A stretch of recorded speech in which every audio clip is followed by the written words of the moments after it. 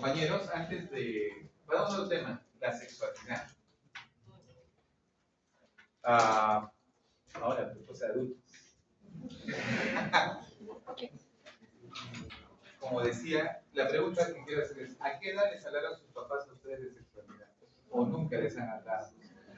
Y ustedes a sus hijos, ¿a qué edad les piensan hablar de sexualidad? La clásica, ¿no? Cuando viene... Ustedes no sé cómo se han acercado a sus papás para que les hable de sexualidad. Mamá, quiero saber cómo vienen los bebés, no sé cómo. O la otra pregunta es, ¿o ha sido amigos, primos, conocidos o personas de su edad quienes han dado información sobre la sexualidad? Es una pregunta que...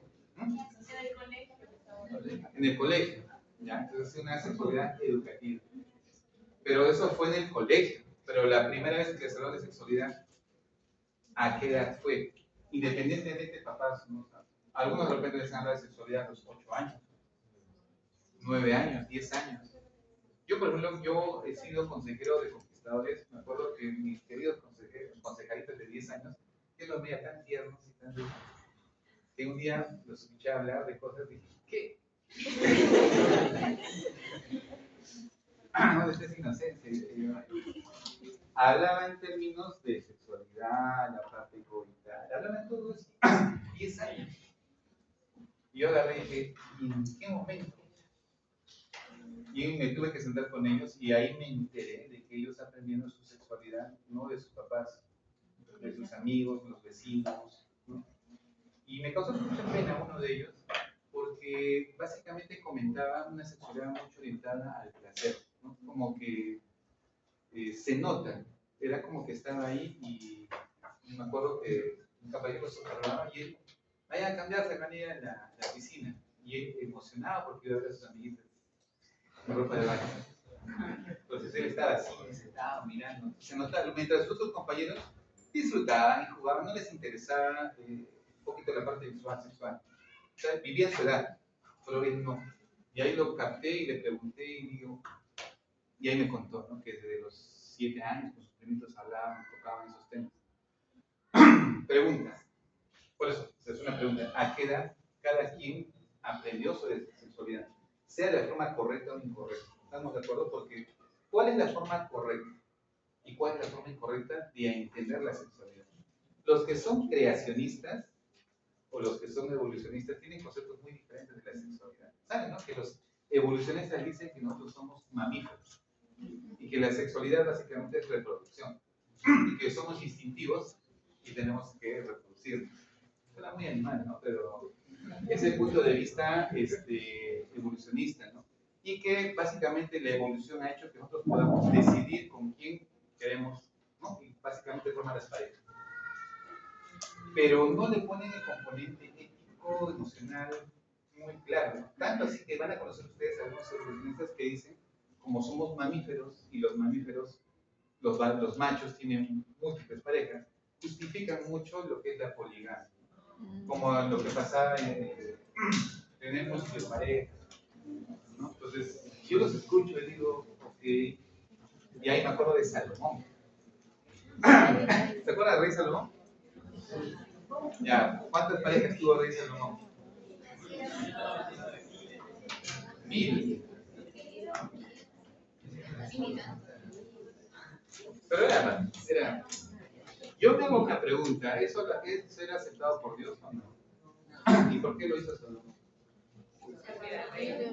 Mira, Salomón, una persona correcta, elegida por Dios, Dios le dio capacidades muy superiores a muchas otras personas, entendiendo lo bueno y lo malo. ¿Por qué cometió ese error?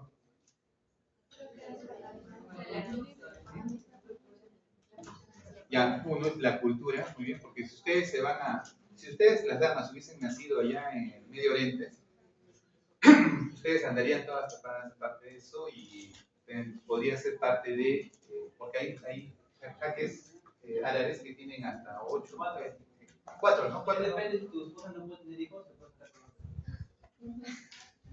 mismo que hizo Abraham, ¿no?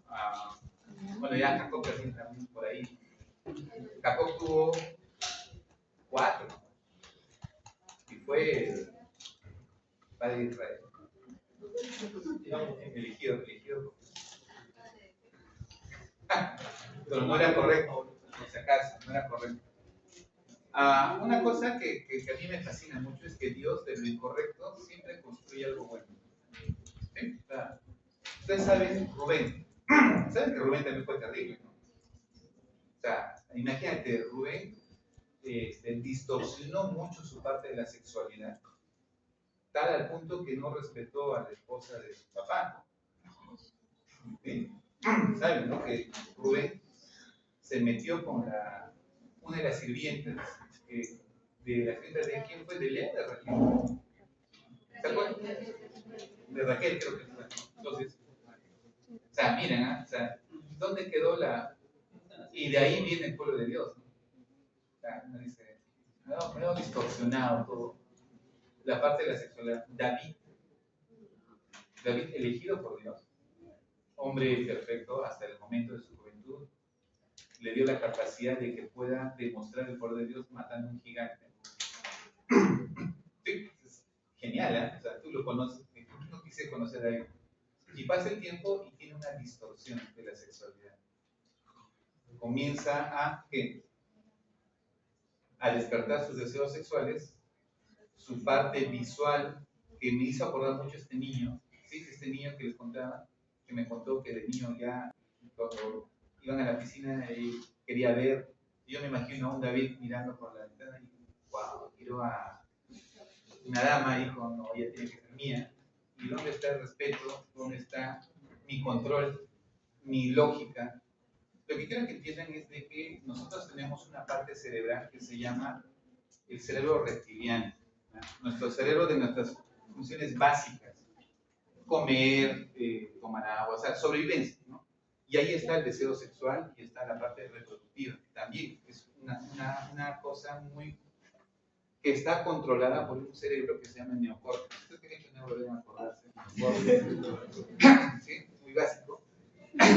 El neocórtex es el cerebro que controla a esas emociones. ¿Estamos de acuerdo?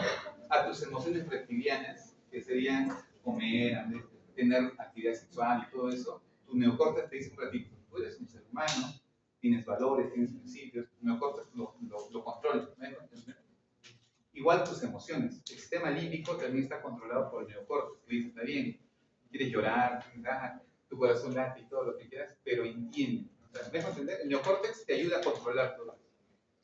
Lo curioso es que este neocórtex puede ser alterado. ¿Me dejo entender? Ustedes van a escuchar mucho a las personas que toman bebidas alcohólicas. ¿Sí? Cuando toman, siempre tienen familiares, ¿no? A veces hemos tenido familiares que han tomado y se ponen a llorar, pasan a gritar. Te quiero decir, se ponen emocionales, otros se ponen a llorar, otros se ponen tristes, ¿no? ¿Por qué? ¿Qué pasó con su neocórtex? Se desinhibió totalmente.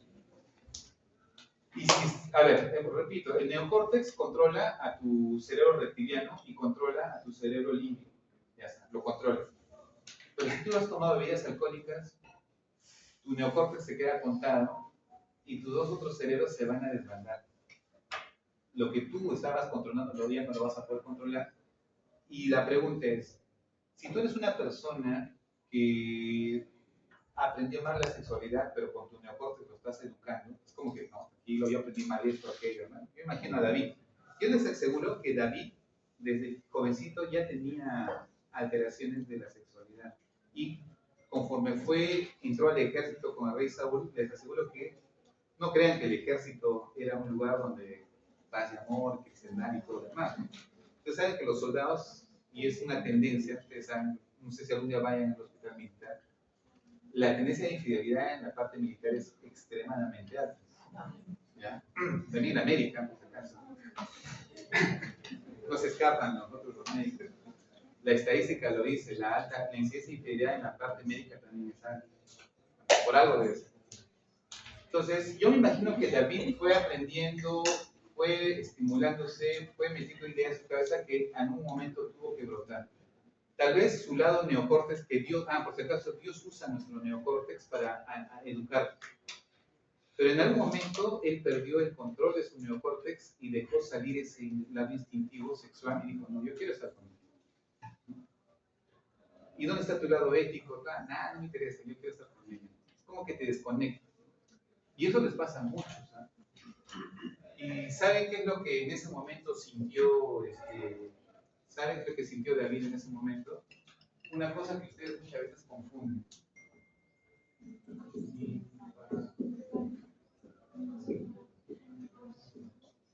Tengan cuidado de esto. ¿Ustedes creen que aman a alguien? Tengan cuidado, no vaya a ser eso. No vaya a ser que están infatuados ustedes y crean que aman a alguien cuando realmente no la aman. Varones y mujeres. Las sensaciones son muy parecidas. ¿Eh? Tú sientes que no, ella es la única. ¿Qué pasó? ella es la única, con ella nada más, o varones o viceversa. ¿No?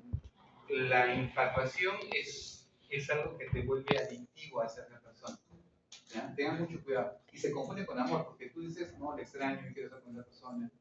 Pero realmente no es amor, sino es infatuación. ¿Ya? Lean sobre la infatuación y háganse un pretexto ustedes mismos. ¿No? ¿Qué es lo que sienten por las personas? ¿No? Entonces, básicamente vamos a tocar un poquito estos puntos, esa introducción, pero quiero que entiendan eso. ¿No? El rey David básicamente se dejó llevar y cometió un error. ¿Por qué se tuvo esa distorsión de su sexualidad y por qué lo llevó hasta matar a una persona?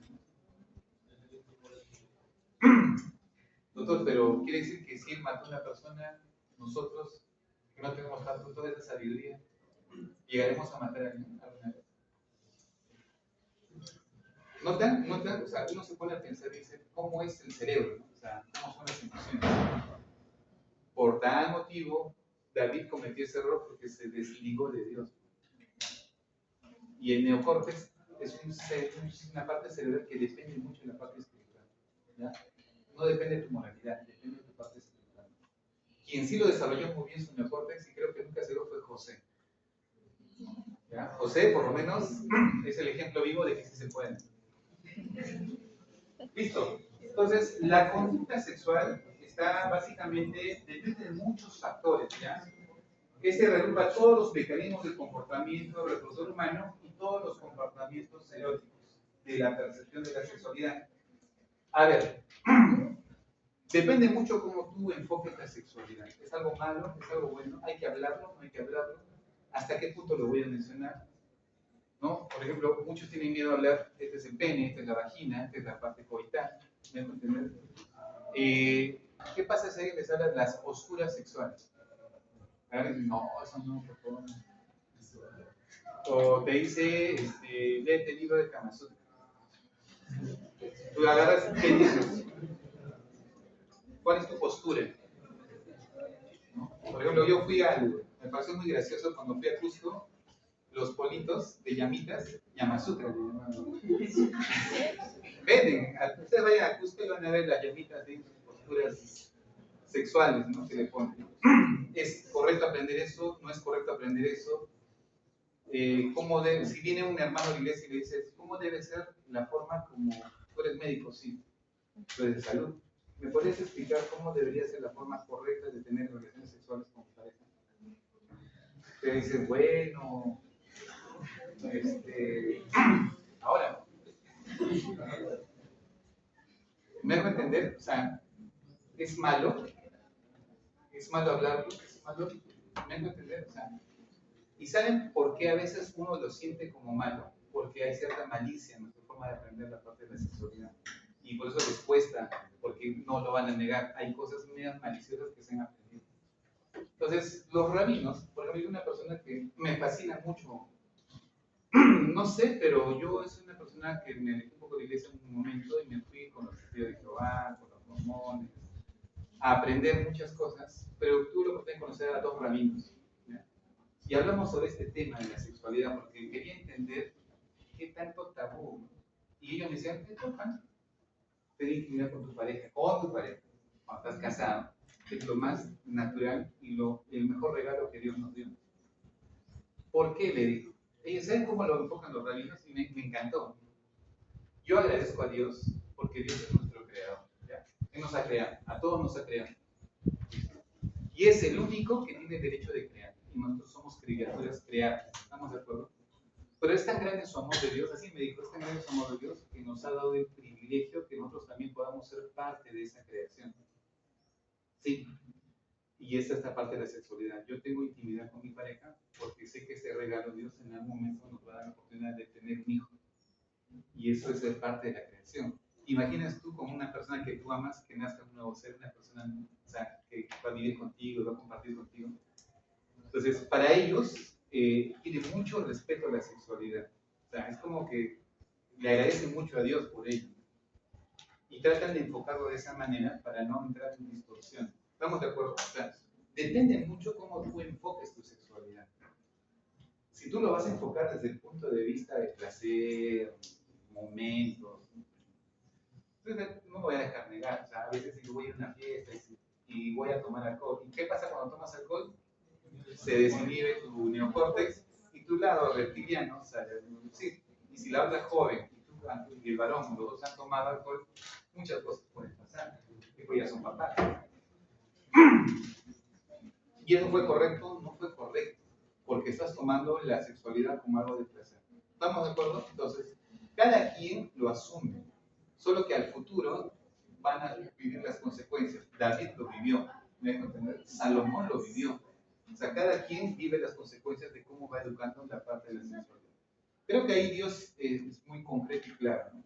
Lo ideal es que la sexualidad se inicie dentro del matrimonio. ¿Estamos de acuerdo? O sea, ese es el principio más interesante. Cuando la sexualidad, escúchenme lo que le voy a decir, cuando la sexualidad se despierta antes,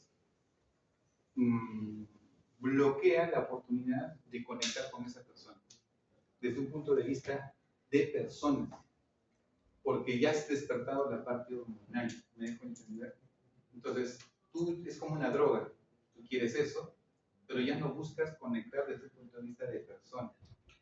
Entonces, y se sientes bien porque la parte hormonal es una droga, te gusta estar con esa persona, todo eso. Y entras en esta fase. Infatuación. Lo que dice la literatura que cuando entras a esa fase de infatuación, te casas, va a pasar 3 años y te vas a divorciar. Porque estás con esa persona no porque la ames, estás con esa persona porque despertó emociones y hormonas que tienen su declive. Entonces, doctores, si alguna vez están infatuados, tengan que corran y salgan de esa infatuación. ¿Han leído qué es infatuación? ¿Han buscado? ¿Qué es infatuación? Obsesión por algo. La obsesión por algo. ¿Ya? Es triste cuando te obsesionas por algo. No, pero yo la amo. Sí, yo sé que tienes emociones por esa persona. ¿Me dejo entender? Yo sé que hay atracción por esa persona. Pero, ¿y saben cuándo entras en infatuación? Cuando no la dejas ir. ¿Ya? Tú tienes que dejar, cuando una persona no quiere estar contigo, no, ves que no va bien, déjala ir. Si es de Dios, ¿qué va a pasar? Va a volver. Suena simple, ¿eh? Así de simple. Si es de Dios y va a estar contigo, va a volver. Eso ténganlo por seguro, va a volver. Y si no es, pues déjala ir y tú también construye tu vida. Pero cuando estás infatuado, es tan intensa la parte hormonal que te desesperas, sales a buscarla, estás tiktokeando, estás buscando ahí información, preguntas, oye, ¿qué fue? ¿No les parece medio tóxico? Tengan cuidado de caer en eso, ¿ya? Si alguna vez, ahora, eso se educa, ¿ya? Doctor, y les ha pasado a varios, nos ha pasado a varios. ¿Ya? Sí, también me pasa, uno aprende, o sea, estas cosas se aprenden, doctores. No han nacido perfectos, ¿me dejo entender? Nosotros hemos sido jóvenes, por eso al comienzo les dije, ¿quién les va a aconsejar mejor? ¿Alguien que es de tu edad o alguien que ya pasó por eso? Entonces, muchas cosas que nosotros hemos estudiado en medicina, yo las aplico mucho y ahí me di cuenta que hay errores que hemos cometido muchos jóvenes. David lo cometió, Salomón lo cometió, nosotros en nuestra generación lo hemos cometido, pero hay que corregirlo. ¿Sí? ¿Estamos de acuerdo? Muy bien, por tal motivo, uno de los fenómenos de la conducta es reproducción. Se conoce como reproducción aquel proceso biológico a través del cual una especie podrá crear nuevos organismos pertenecientes, por supuesto, a la misma especie. La reproducción es la característica común que observan casi todas las formas de vida. Solamente que se supone que la reproducción se da en un ámbito de pareja. ¿Sí? Claro, tú decides estar con una persona para tener un hijo, para vivir, cuidar juntos a ese hijo. ¿Estamos de acuerdo? Para eso fue la parte de la reproducción y para eso existe una actividad sexual. Pero como se ha distorsionado esta identidad, ahora existe la zoofilia, ¿no? Que es básicamente relaciones sexuales con animales, la pedofilia, que es relaciones sexuales con niños, que al final dices, pero se supone que es una pareja, ¿no? O ahora, la parte de las relaciones de la homosexualidad, varón con varón, mujer con mujer. Entonces uno dice, ¿dónde quedó esa parte de reproducción? ¿Dónde quedó? Entonces, ustedes ya van dándose cuenta que se van alterando muchas cosas. La conducta humana sexual, básicamente, siempre parte de un punto de inicio, que es el deseo. Yo llamaría la curiosidad. Todos partimos de ese punto, la curiosidad. De ahí viene una respuesta sexual y ahí entra la parte de la neurofisiología de la erección. Dicen que el acto sexual tiene momentos, ¿no? La primera se llama de erección o de estímulo. La otra viene de la parte de eyaculación, la segunda fase, y la otra fase de relajación. Y cada fase tiene enfermedades que ustedes tienen que conocer también. Tenemos 3 cerebros, como les mencionaba, esta parte les comenté. ¿Qué cerebros tenemos? Reptiliano, neocórtex, sistema límbico. Si ustedes se dan cuenta, nuestro neocórtex es el que está encima, de ahí viene el sistema límbico, y nuestro cerebro reptiliano, ¿dónde está? ¿Y en quién se encuentra ahí? El hipotálamo. Entonces, el hipotálamo viene a ser como parte de nuestro cerebro reptiliano. Por eso es que nuestra sobrevivencia, por hambre, sed, saciedad, ¿no? ¿Se dan cuenta? Control de la respiración, frecuencia cardíaca, o sea, todo está ahí. Y la parte del deseo sexual también está ahí. Todo está ahí. Muy bien. Todos somos reptiles, sí. Nadie puede negar que tiene su cerebro reptiliano. Si no, no pecaríamos. ¿De dónde creen que viene el pecado? De las cosas malas que queremos hacer o de que no podemos controlar. Y para ustedes, el Satanás trabaja mucho con la parte de la sexualidad. Trabaja mucho con eso. Porque puede destruir la voluntad, las emociones de una persona. ¿Listo? El reptiliano regula las funciones fisiológicas y voluntarias de nuestro cuerpo y es responsable de la parte más primitiva del reflejo de la respuesta. No piensa ni siente emociones, solo actúa cuando nuestro cuerpo se lo pide. Control hormonal, de la temperatura, el hambre, la sed, motivación reproductiva y respiración. O sea, hay que hacerle punto, ¿no?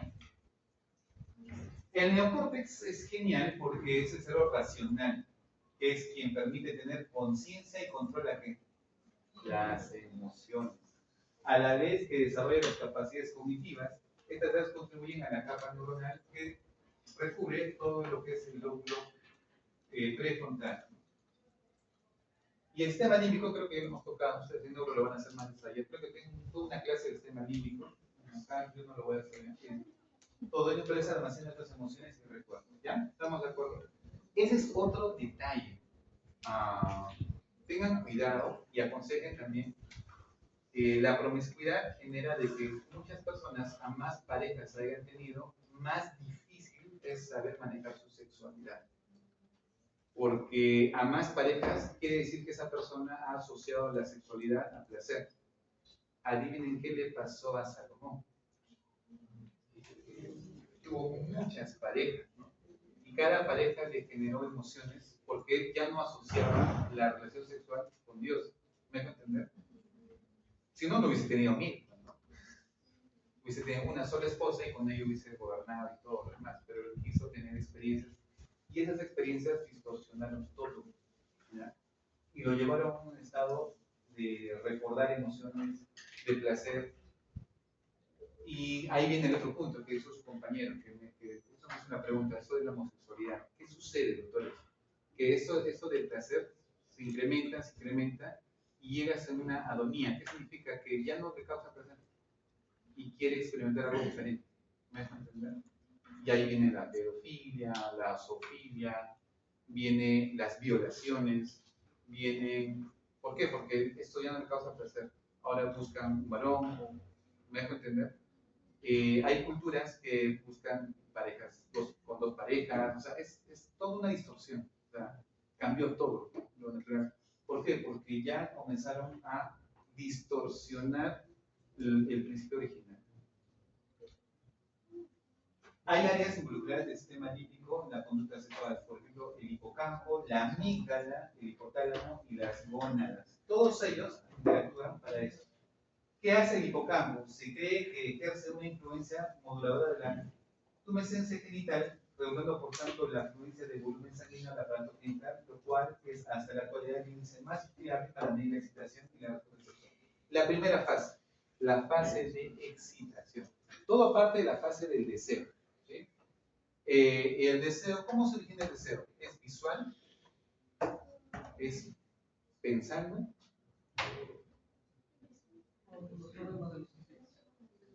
Ya. Visual. Bueno, para los varones es más visual. La mujer es más auditiva. O sea, siempre va a primar eso.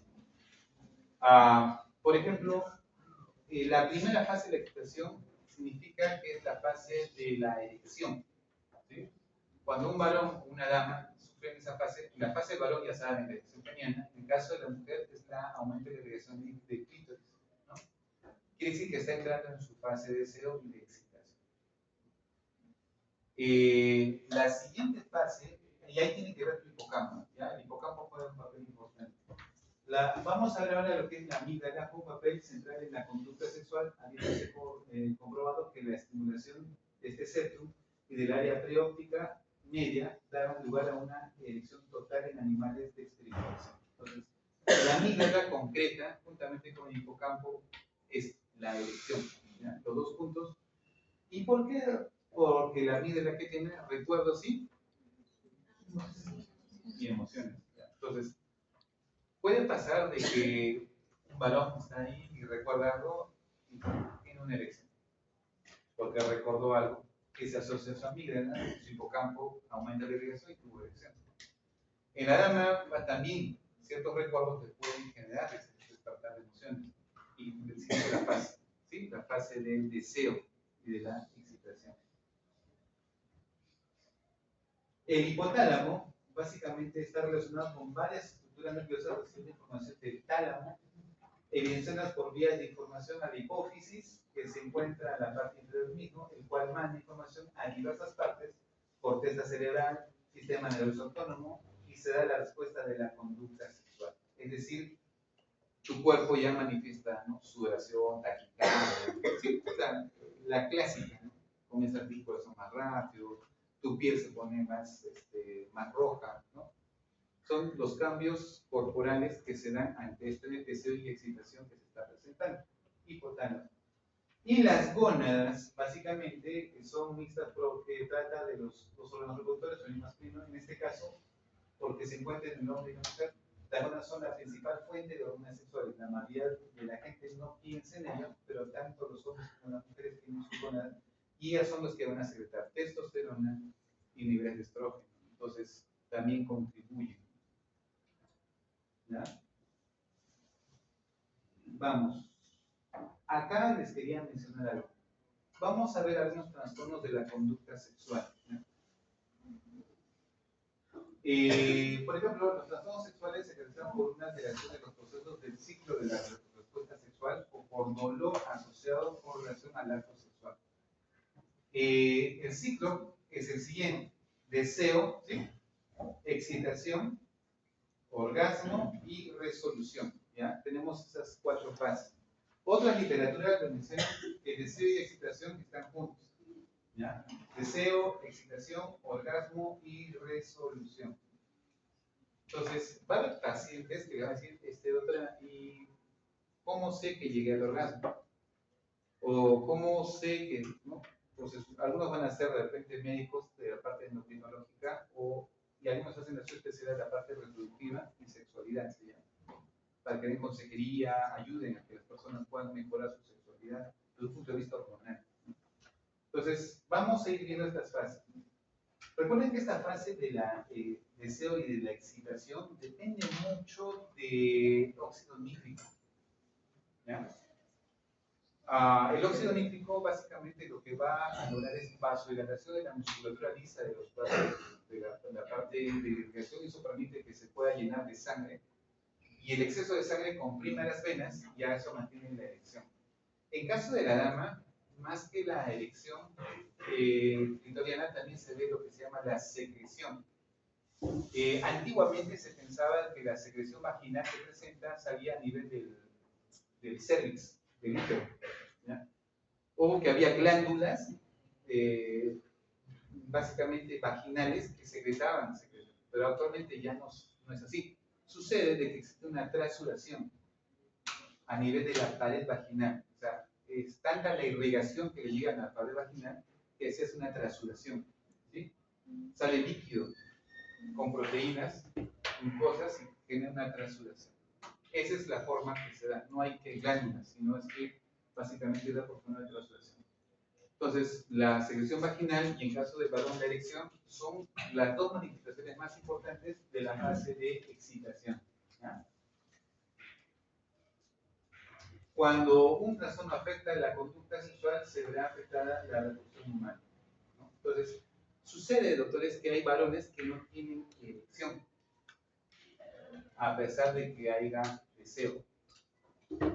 Sucede de que sus niveles de óxido nítrico son bajos o tienen alteraciones también vascular de respuesta muscular lisa, que no se relaja.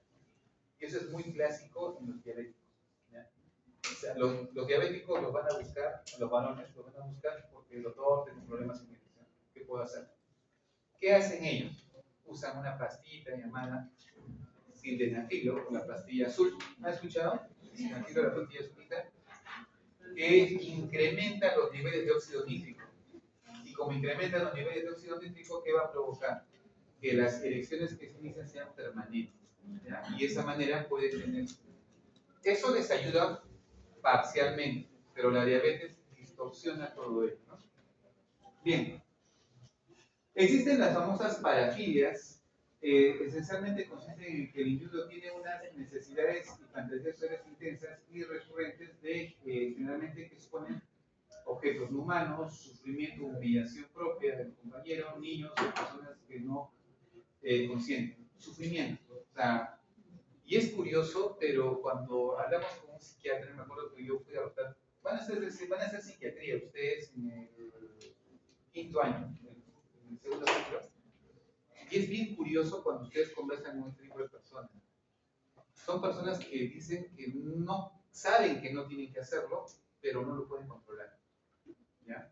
Porque hay conductas aprendidas que básicamente es la única manera de que pueden generar placer. ¿Listo? Exhibicionismo, ese también es una de las cosas que también suele pasar. Hay personas que les gusta exhibir sus partes genitales, ¿no? Están en el carro, en el bus, o sea, y eso también son trastornos de conducta. Consiste en intensas necesidades sexuales recurrentes y fantasías sexuales de por lo menos 6 meses de duración ligadas a la exposición de sus propios genitales. Pedofilia, creo que ya es un término que ustedes ya lo conocen, y eso significa que son personas que no han desarrollado su capacidad de comunicarse con personas de su mismo sexo y de su misma edad. ¿Me dejo entender? Son personas que tienen deseos sexuales, pero no pueden generar un lazo con una persona de su edad, ¿no? O sea, porque se consideran como niños, y buscan buscan personas de menor edad porque sienten control, tienen más confianza en sí mismos y por eso es que despiertan su lado sexual y buscan. Ahora, hay otro tipo de conducta de pedofilia que son personas que han experimentado tantas cosas que al final quieren experimentar conmigo. Entonces, ya son trastornos que ya personalmente deberían ser medicados e internados, ¿no? Porque son conductas ya muy alteradas. Masoquismo sexual, igual, ahí lo que es castigos, dolor. Sadismo, básicamente que implica sufrimiento físico y psicológico de la víctima, ¿no?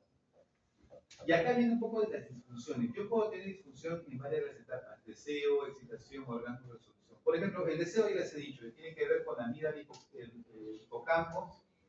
La excitación, como les digo, tiene que ver con la erección. Y el orgasmo. El orgasmo también es una fase muy interesante. Esa es una fase en la cual se supone que las dos personas llegan a su máximo momento de placer, donde se da en el varón la eyaculación y en la dama el incremento de la secreción. Entonces, lo curioso, doctores, es que si ustedes hacen la estadística y preguntan a las parejas, casi el 60% dicen que nunca han llegado al orgasmo. Es un problema que se tiene mucho en las parejas. Y eso pasa ¿por qué? Porque las parejas no se aman, porque se han casado, muchas de las parejas se han casado por infatuación y cuando no hay deseo, ¿no? Por ejemplo, a veces la dama, ese es un indicador. Me acuerdo que tuve una paciente mujer que me contaba de que tenía relaciones sexuales, pero que nunca llegó al orgasmo. La derivé con la psicóloga y ahí entendí de que ella no se sentía a gusto con su pareja. Su pareja venía, no le hablaba, solo venía y quería intimidad con ella y punto. Entonces ella como que, ¿en qué momento, no? El orgasmo básicamente es una fase que depende mucho de un trabajo. Es como así. Es comunicación, hablar, conexión emocional, tiene que haber amor, ¿listo? O sea, para que se dé el orgasmo de una forma natural y adecuada. Si no hay esas fases, no llegan la edad. Y, por ejemplo, en este caso, quienes más llegan al orgasmo son los varones. ¿Por qué? Porque básicamente el orgasmo en el varón, ¿qué se manifiesta? En eyaculación. Y ese es un problema que a veces cometen en su relación sexual, porque el varón eyacula y como que dice, ya terminé y punto. Y la dama queda, como dicen, se quedó sin llegar a la cúspide de su orgasmo. Ese es el problema de las parejas. Cuando ustedes tengan la oportunidad de conversar con parejas, esa va a ser la primera de las cosas que les van a manifestar. Van a decir uno, mi pareja me deja yo, ¿no? Y se siente frustrada la dama cuando no llega a su casa, ¿no? Y a veces aguantan porque ya pues su pareja, ¿no? Pero en el fondo no disfrutan su sexualidad, ¿sí? Cuando el trabajo nosotros como médicos es orientarlos y que disfruten su sexualidad. ¿Qué se le aconseja al varón? Al varón se le dice primero, habla, conversa, crea momentos, el ambiente. O sea, es todo un proceso. No es que voy, me voy a la cama, la parte coital y termino la relación sexual. No es así, es un proceso. Y más cuando hay la persona que tú amas y la forma como te trata, los detalles, las palabras, uno va construyendo el momento, se inicia el deseo, se inicia la excitación, y para que llegue la fase de orgasmo tiene que haber todos esos componentes. ¿Estamos de acuerdo? Lo digo a los varones porque el varón es más fácil que llegue a la eyaculación. Hay que los orgasmos y ya está, ¿no? En caso de la dama, no, es todo un proceso. Es más complejo la fisiología. Y cuando viene la parte de la resolución, ahí también es diferente entre el varón y la mujer. El varón, una vez que eyacula, viene un momento de relajación, que los niveles de óxido nítrico caen y comienza a bajar la erección. Pero en caso de la dama no es así. La dama tiene multiorgasmos, es decir, tiene varias fases de picos, ¿no? Entonces, eso también tienen que entenderlo. Ahora, ¿cómo funciona esto? Básicamente, todo se activa desde el punto de vista de los nervios pudendus. ¿Has escuchado el nervio pudendo? Desde sonar. Entonces han hecho morfo-reproductor. ¿Ya? El nervio pudendo, que su inervación sale de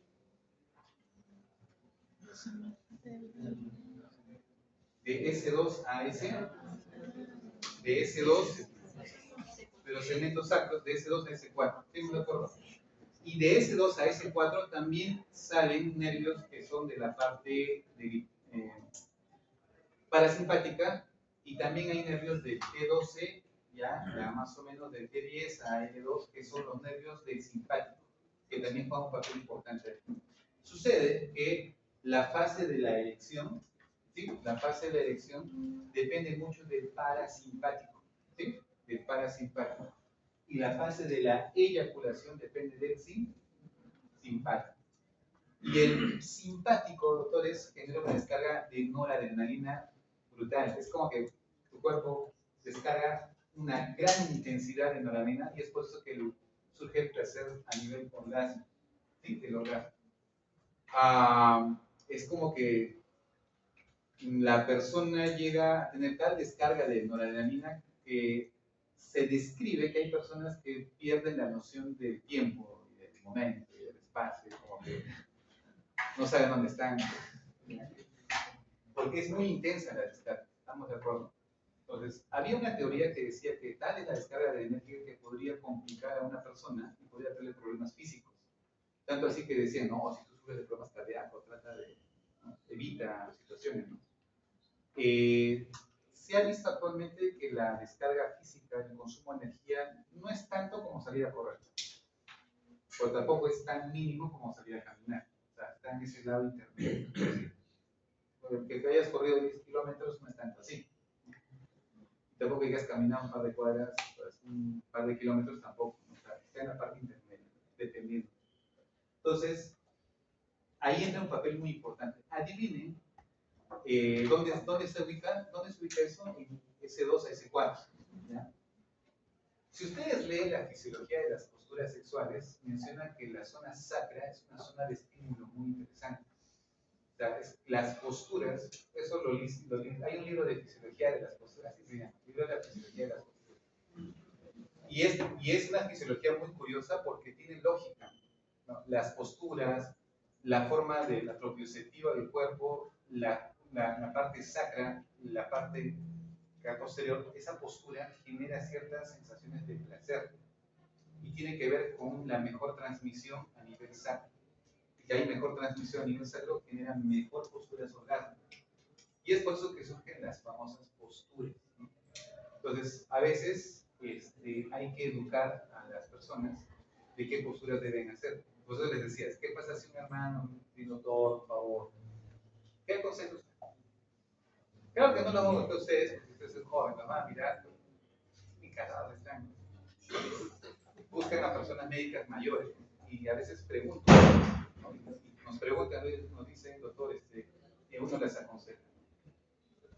¿Listo? Entonces, cada fase tiene su momento. Ahora, lo curioso es de que hay una conexión de la parte sacra que va a ir al cerebro y al sistema límbico y va a generar memoria. O sea, cada acto sexual genera una memoria. ¿Estamos de acuerdo? Entonces, eso también ténganlo muy presente. A veces el hecho de que una persona ha tenido múltiples parejas genera memorias distorsionadas. Y eso le pasó a Salomón, porque cada pareja le genera un estímulo diferente y es como que quiere experimentar, y ahí está el error. Qué genial es que cuando tú tengas solamente tu única pareja y con tu única pareja vivas tus propias experiencias y que quede ahí, ¿no? Y ese es el consejo básicamente que... Bien. En algunas personas les van a gustar porque suceden fenómenos de vaginismo, ¿no? Que es la imposibilidad de realizar el acto sexual debido a las contracciones involuntarias de los músculos del tercio superior de la vagina. Es decir, que el acto coitano se da porque hay contracciones involuntarias y a veces de dolor, ¿ya? A veces son problemas psicológicos. La dispareunia es cuando tienen relaciones sexuales y hay dolor. Eso es algo que también hay que tener presente, ¿no? El coito a la dama le genera dolor. Y el varón tiene que entenderlo. A veces la dama por vergüenza no lo dice. Y tiene que decirlo a su pareja, me está causando dolor. Y a veces no es por el acto, sino porque hay un proceso inflamatorio o a veces ha habido problemas psicológicos, ¿no? Que generan dolor. Entonces, la asociación problema-vaginismo, el dolor puede implicar ardor, quemazón, contracción, dolor cortante que puede localizarse en la parte inferior o exterior de la vagina, en la región pélvica. Orgánico o puede ser el problema ¿qué? Psicológico. ¿Ya? Discusión de creo que les he mencionado, normalmente no hay elección y ese es uno de los problemas de divorcio bastante presentes. Anorgasmia, lamentablemente no hay orgasmo. Y ahí sí hay un montón de causas primarias, secundarias, relativas, situacionales, psicológicas. Es todo un estudio que se tiene que hacer. Y el otro triste es la parte de infertilidad.